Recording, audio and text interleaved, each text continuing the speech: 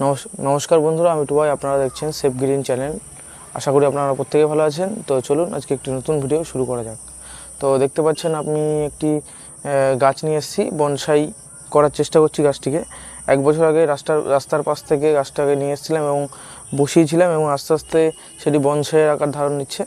দেখুন, এখানে 3খানা শিকড়ের উপর গাছটাকে আমি দাঁড় করিয়েছি। আর আমি এখন মোটামুটি কোনো রকম শেপ দেবো না, গাছটা এই হাইট থেকে কেটে দেবো এবং তারপরে যে সমস্ত ব্রাঞ্চগুলো বেরোবে সেগুলোকে আমি শেপ দেবো। তো চলুন আমি কেটে আপনাদের দেখাই। তো চলুন দেখে নেওয়া যাক যে গাছটির ডাল কোথা থেকে কাটবো এবং কতখানি রাখবো।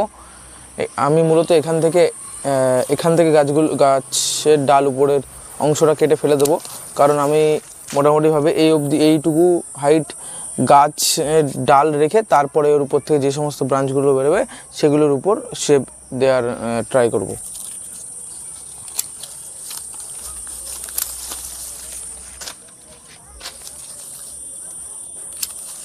আর নিচে যে সমস্ত পাতা আছে আমি চেষ্টা করব সেগুলো কেটে দেওয়ার।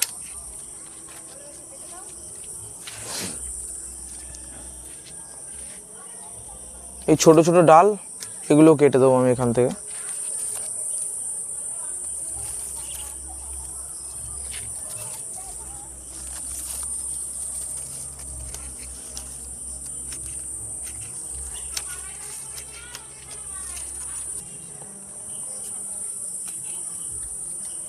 নিচে যে সমস্ত ডালগুলো আছে, ডাল না পাতা, সেগুলো মোটামুটি কয়েকটি রেখে উপরের দিকে নিচেরগুলো কেটে দিতে হবে।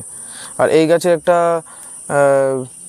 বিশেষ গুরুত্বপূর্ণ দিক হচ্ছে প্রচুর পরিমাণে যেই ঝুলি, এই ঝুলিগুলো অনেক পরিমাণে ছাড়ে, তো যার কারণে গাছটিকে দেখতে অনেকটা সুন্দর লাগে। আর মোট কথা বলা যেতে পারে বনসাই মানেই হচ্ছে আপনাদের যেমন তেমন করে একটা শেপ দিয়ে দিলে হবে না। তো গাছটি ছোট থাকবে কিন্তু দেখতে অনেকটা বড় গাছের মতো লাগবে, সেইভাবে শেপ দিতে হবে। আমি ট্রাই করছি নিচটা কোনো রকম ডাল না বের করে মোটামুটি এই হাইট অবধি পাতা যেন না থাকে, তারপরে যে সমস্ত ডালগুলো বেরোবে সেই সমস্ত ডালের উপর শেপ দেব। তাই এই নিচের পাতাগুলো আমি কেটে দিচ্ছি।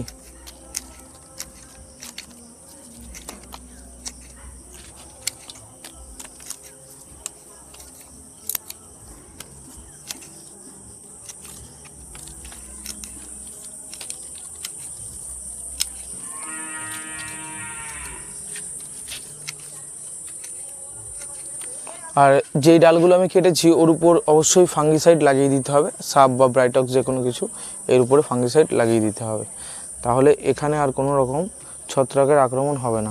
দেখে নেওয়া যাক ফাইনালি গাছটিকে কীরকম লাগে। এই যে আমি প্রথমে বলেছিলাম 3খানা শিকড়ের উপর গাছটিকে দাঁড় করানোর চেষ্টা করেছি। এই হচ্ছে 3খানা শিকড়। এই শিকড়টা যদিও একটু চিকন আছে, পাতলা আছে, তো এটা আস্তে আস্তে মোটা হয়ে যাবে। এবং দেখুন কি পরিমাণে এখান থেকে ঝুলিগুলো ছেড়েছে। এই